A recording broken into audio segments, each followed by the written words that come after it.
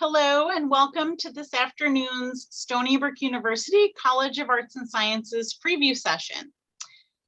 Please use the Q&A feature to ask any questions during the presentation or the raise your hand feature, and we will answer during the session. Thank you so much, Professor Marcy LaBelle, for joining us today. Marcy LaBelle is the Professor of Psychology and Director of the Stress and Reproduction Lab at Stony Brook, STAR. And she's going to give us a wonderful talk today. Welcome, everybody, and thank you. Please join me in welcoming Professor LaBelle. Thank you, Amanda. It's a real pleasure to be here today and to be able to welcome many of you to Stony Brook and introduce you to some of the research that I conduct, as well as a course that I created at Stony Brook years ago in the Psychology of Women's Health. I'm very proud of this course because it is a unique exploration of topics that are typically not covered in any other course. And it's become a model course that is now being taught at many other important major research universities throughout the country. Before I tell you about my research and that class, let me tell you a little bit about myself. I have a doctorate in social and health psychology. Some of you may not be familiar with the term health psychology, so I'll be describing that for you a little bit later. But, you know, I wasn't always on this pathway. If someone had asked me when I was your age what I wanted to be when I grew up, I would tell them that I was planning to be a physician. In fact, I wanted to be a physician from the time I was very young in elementary school. And when I went to college, I majored in biology at first, and I was pre-med. And then I took some classes, wonderful classes in college that showed me that psychology is a science. And I wasn't aware of that because I hadn't been introduced to psychology at the high school level. But once I learned that psychology used the scientific method to understand people's thoughts, their actions, their behaviors, their feelings, their emotions, their attitudes, their perceptions, I was hooked. I thought that this was a really valuable way to understand human beings and our relationships with one another. And I continued to be interested in health, but not as someone who would deliver healthcare to people, but really to understand people's health, the factors that put us at risk for poor health, how we cope with health problems and related topics. And a lot of my research over the past several decades has focused on these kinds of issues, and especially investigating the impact of stress and coping on our health. And a lot of that work has focused on stress in pregnant women and how high levels of chronic stress are a risk factor for a variety of adverse birth outcomes. And when I use that term, adverse birth outcomes, I'm referring to a variety of problems that include low birth weight. Low birth weight is any weight of a baby that's below 2,500 grams at the time of birth. 2,500 grams, that's about 5.5 pounds. Another adverse birth outcome that we are concerned about is preterm birth. So a normal pregnancy lasts for 40 weeks. And the reason why we're concerned about babies that are born prior to 40 weeks or babies that weigh less than 2,500 grams at the time of their birth is because those babies are very vulnerable. They're more likely to die during their first year of life. And if they survive, they are at risk for a variety of health problems, respiratory illnesses, delays in their neurodevelopment, in their socio-emotional development, and health problems that can linger into childhood and even into adulthood. So understanding the risk factors for those kinds of outcomes is very important for us to try to prevent those problems from occurring. And our research over the past several decades has shown that high levels of chronic stress are a very serious risk factor for pregnant women that put them at risk for these types of outcomes. In addition, in the United States, we unfortunately experience substantial racial disparities in these adverse birth outcomes. Outcomes like low birth weight and preterm birth are disproportionately high among communities of color, especially African American communities. And one of the reasons for this, our research has located or identified, is the high levels of stress due to discrimination that pregnant women of color experience. So this is another area that my research has focused on, to understand stress and discrimination in the lives of pregnant women. In addition, we've been conducting a very large study of more than 4,000 women from across the United States who became pregnant and gave birth during the pandemic. Because as I'm sure you can understand, the pandemic posed an enormous amount and variety of stressors to pregnant women who were often isolated, not able to spend much time around other people. At the time the pandemic began, we really did not know what the impact of the virus might be on pregnant women or on their babies. You may recall that healthcare visits were interrupted. So for all of these reasons, stress levels were high among pregnant women during the pandemic. And we're following these women and their children over time to see what the long-term consequences might be. In addition, we have partners in 6 other countries around the world who are collaborating with us. So in all, we have about 8,000 women who are participating in what is called the ICOPE study, the International COVID-19 Pregnancy Experiences Study. And in that research, we're looking at potential differences from country to country, as well as the long-term impacts of being pregnant and giving birth during the pandemic. So I also study other topics related to women's reproductive health, topics like infertility. And in all of those topics, my focus is particularly on stress and coping. If you're interested in learning more about my work, I would encourage you to take a look at my website, our lab website, the Stress and Reproduction Laboratory at Stony Brook, or the STAR website, the acronym STAR.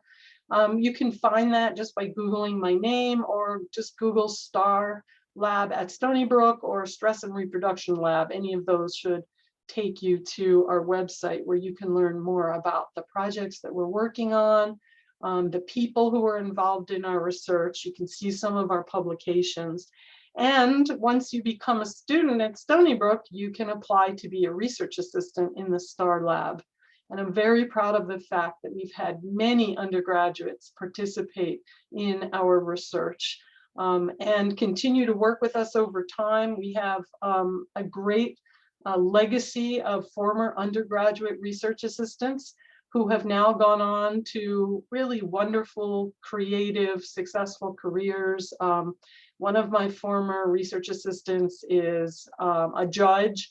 Several of them are physicians. Several of them are professors themselves.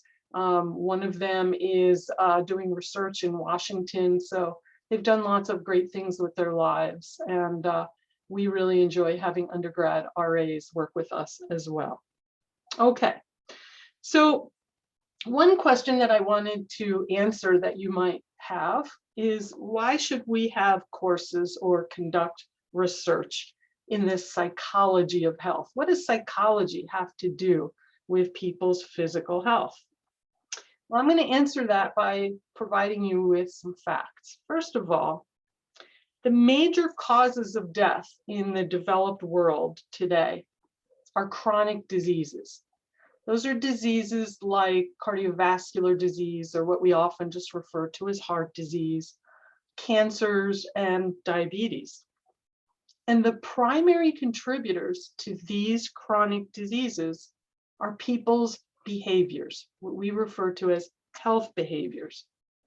For example, let's take a look at tobacco use, especially consumption or use of conventional cigarettes.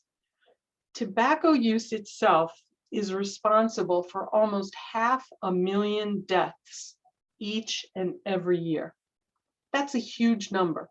That number is greater than if you add up all of the deaths that are due to automobile accidents, fires, alcohol abuse, murder, suicide, AIDS, cocaine, and heroin use combined. So this behavior is very detrimental to physical health. Second example has to do with the fact that anywhere from 1/2 to 2/3 of our entire population are considered to be overweight or obese, with a variety of health problems that are associated with these. And finally, a very widespread problem is the fact that many people do not get regular exercise. You know, of all of the health behaviors that we practice, nutritious eating, for example, getting enough sleep, otherwise taking care of ourselves, physical activity is the most beneficial behavior. So if you do one thing today to improve your physical health, your longevity, the chance that you're going to live a long, vital life, it's to get some exercise. I end every single one of my undergrad classes by reminding students to go out and get some exercise. So as these examples illustrate, behaviors are very important to our physical health. And that's why psychology is relevant, because understanding how to influence people's behaviors is critical to improve and maintain good health. Now, a second reason why psychology is relevant to the study of health is because people are not simply dying from the chronic diseases that I mentioned to you a moment ago. Often people are living for many years with these diseases. So as psychologists, it's important for us to understand coping. How do people cope with their disease?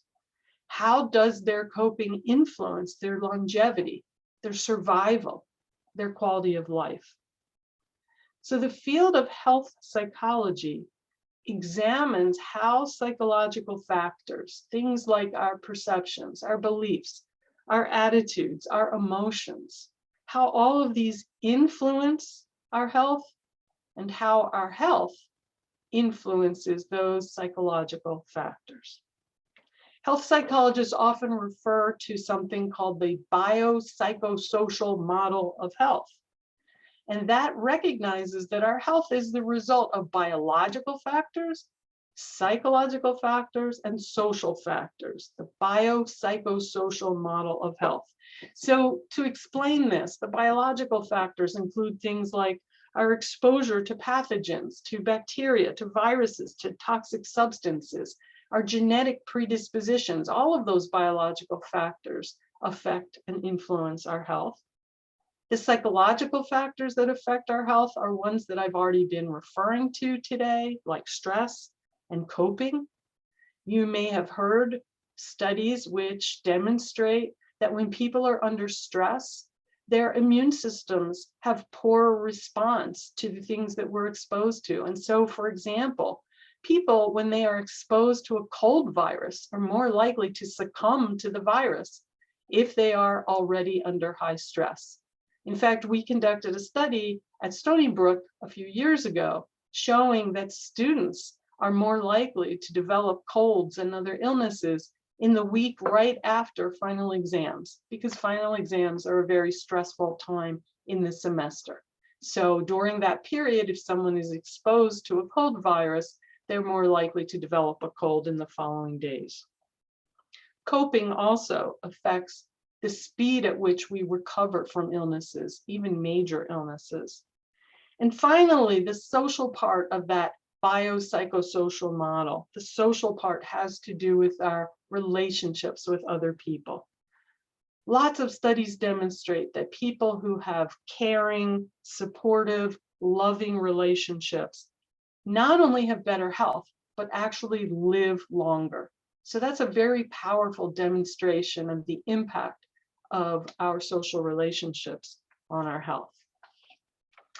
So hopefully I have persuaded you that the study of health psychology is important, that we can use psychology to understand physical health. But you may be wondering why we would focus on women's health in particular. Why do we have a class in the psychology of women's health? Well, one reason why this class is important is to dispel many myths that people have about women's health. For example, if I were to ask you right now, what is the #1 killer of women? What disease kills more women than any other? I imagine that many of you would not get the answer right. The answer is heart disease. Heart disease is the #1 killer of women. It's also the #1 killer of men. But there are even differences within people who get heart disease. So for example, women are more likely to die after a heart attack than men are. Women also present or manifest different physical symptoms when they're having a heart attack compared to the symptoms that are more typical for men.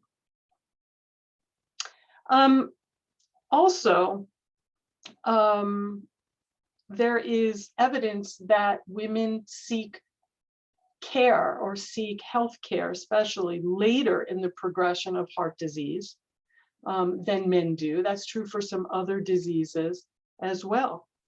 And in part, that may be due to the myth that I mentioned earlier, the misunderstanding or misinformation that many people hold about women's risks, not understanding that heart disease is a major risk factor for women's health. So another reason to study women's health separately is to look at health behaviors, because it turns out that the impact of health behaviors is also different for men than it is for women. And by the way, a lot of the phenomena that I'm describing to you are not attributable to biological differences between men and women. So these are not necessarily what we would call sex differences, but they are both sex and gender differences. Gender has to do with the ways that we define who we are. And so some of these differences have nothing at all to do with biological factors, but more to do with our identity as women and the ways that other people treat us. So with health behaviors, for example, there are some biological differences. Alcohol, for example, is more intoxicating to a woman than it is to a man. So if I were to take a man and woman of equivalent height and weight, and they consumed the very same amount of alcohol, she would become intoxicated more quickly and to a greater degree than the man would. There are also differences in the risk of cirrhosis, which is a disease of the liver from the abuse of alcohol. Women are more likely to develop cirrhosis than men are after long-term use of alcohol. Cigarette smoking, I mentioned that earlier. That's a very dangerous behavior. It's dangerous for both men and women, but there is clear evidence that cigarette smoking causes greater lung damage to a woman than it does to a man. So once again, if I were to compare a man and woman of the same body size, using the same amount of tobacco, we would see greater impact on the woman than we would on the man. Those factors do appear to be biological. But another difference between men and women related to cigarette smoking that is probably not biological, but more related to our gender than our sex, is the fact that women are less successful in quitting smoking compared to men.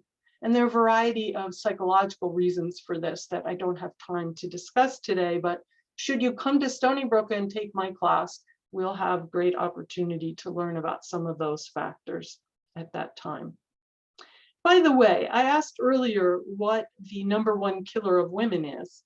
What if we were just to focus on cancer? What is the #1 cancer killer of women? I suspect that if I were to hear your answers, many of you would believe that the answer to that question is breast cancer.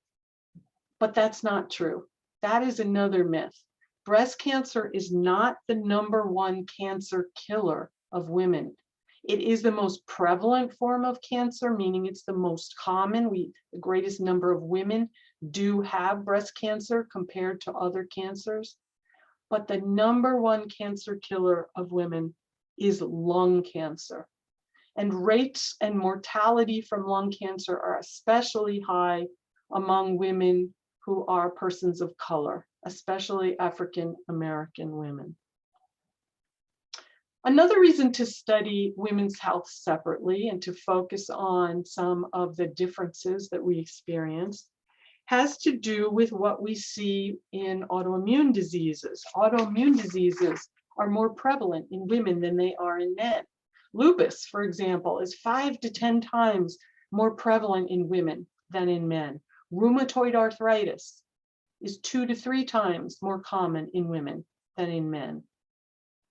Multiple sclerosis, which may be an autoimmune disorder that many of you are more familiar with than the others I mentioned, is 1.5 times more common in women than in men. Autoimmune diseases are incurable. They're often very debilitating. They tend to involve treatments or medications that have numerous side effects. And they tend to arise in midlife, somewhere between the ages of, I'd say, around 30 to 50. There are some individual differences, and a few of the diseases strike people a little bit earlier or later than that time period. But for most of them, they strike a woman or a man, but usually women, in midlife, meaning that women live for many years with them.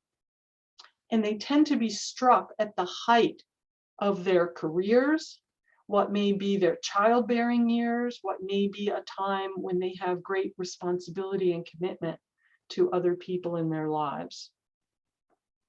We also know that there are differences in the ways that healthcare providers treat their male and female patients. So this too is a topic that we learn about in the psychology of women's health. Healthcare providers are more likely to dismiss women's symptoms or to treat them as psychological and not real, not very serious.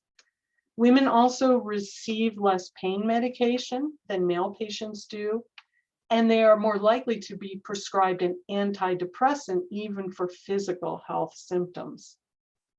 We also know that healthcare providers recommend different tests for men and women. They're less likely to order screening tests for their female patients, even for things like blood pressure, just to monitor a patient's blood pressure. And when patients are seriously ill, for example, when a woman has signs of heart disease, she is less likely to be referred for treatments like coronary artery bypass graft surgery. That's what we often refer to as bypass surgery. A female patient is less likely to receive that kind of surgery compared to a male patient. And last but not least, in our course on the psychology of women's health, we focus on the large range of reproductive health issues that apply exclusively to women. These are topics like menstruation, pregnancy, child fertility, menopause. And despite the fact that these are universal experiences of women, it is unfortunate that very little research has focused on these topics until recently. So things are improving, but it's taking us a long time to catch up in terms of what we know about many other health issues that affect either men exclusively or both men and women. And one reason why it's especially important to focus on women's reproductive health is because that's another area where numerous myths exist. For example, one prevalent myth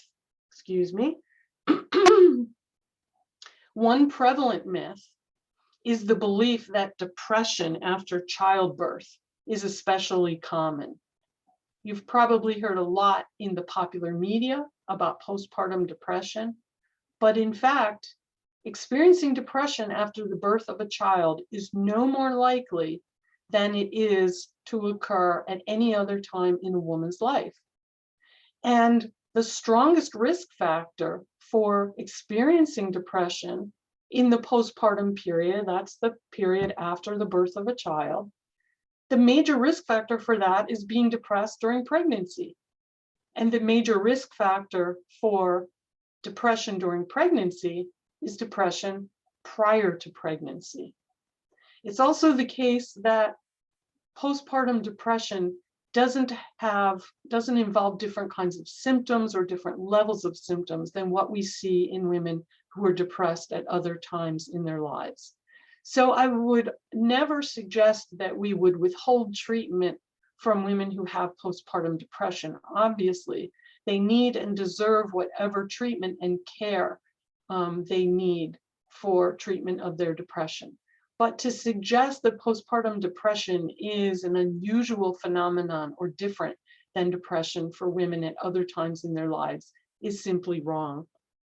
Another myth that is widespread in American culture and to some extent in Western culture, and even recently in Eastern culture, but not until they learned this from our Westerners, is the idea that women experience emotional changes that parallel our menstrual cycles, what some people refer to as premenstrual syndrome or PMS. There is simply no scientific evidence that suggests that there's anything about our hormonal state that affects our emotional state in a cyclic manner that's in sync with our menstrual cycles. The strongest predictor of having these kinds of psychological changes, what might be considered as irritability or feeling sad or feeling angry prior to one's menstrual period, the strongest predictor of that is expecting that one is going to experience those changes. So expectations, the psychological factors that influence us, are very powerful here as well. So this is another topic on which we attempt to dispel popular myths by looking at the science that underlies women's health and our emotional states. The last couple of things that I want to say, and then I'd be happy to answer any questions that people have, is that we need to take women's needs and characteristics into account when we're trying to understand women's health.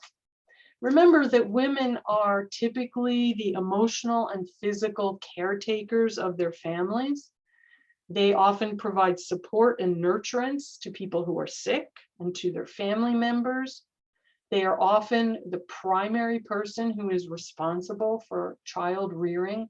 We saw a lot of evidence of that during the pandemic, when children's schools went remote and many moms were under great stress to manage their children's schooling at home while trying to manage their own employment as well. What this means is that women often prioritize other needs ahead of their own health. And that may be why, for example, they delay in seeking help for some of their symptoms. It may explain why they sometimes don't comply with medical regimens or things that have been prescribed to them, because those may interfere with their caretaking roles.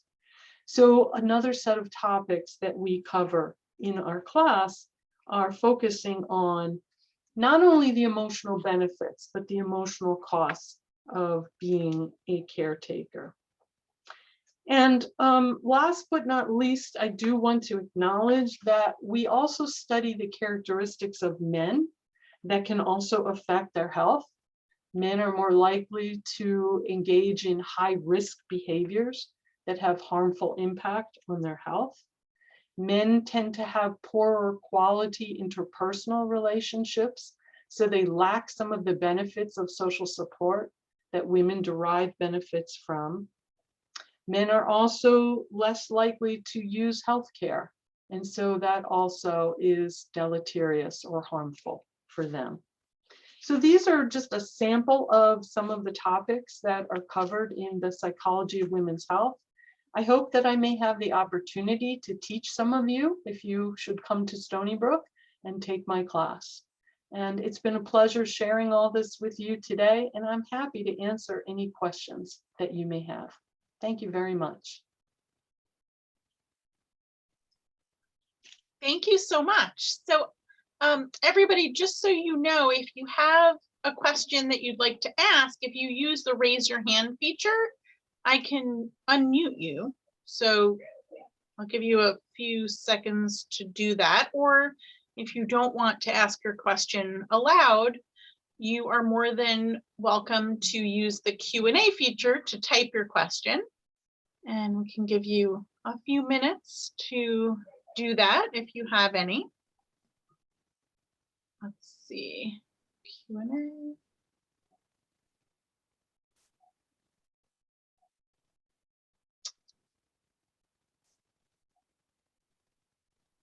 Well, I don't see any questions. I've left everyone speechless, Amanda. Is that the case? Yes, exactly. They're all in deep thought about how they relate to the topics and about their future plans, and what all the options they have for what they can study. And that's a wonderful thing. So thank you so much for joining us this afternoon. Professor LaBelle, thank you for a thoughtful, informative, and thoroughly engaging presentation. We hope everyone has a wonderful evening. Please be well, and thank you for joining us. Bye, everybody. Bye-bye. Thank you for this opportunity. Be well. Thanks.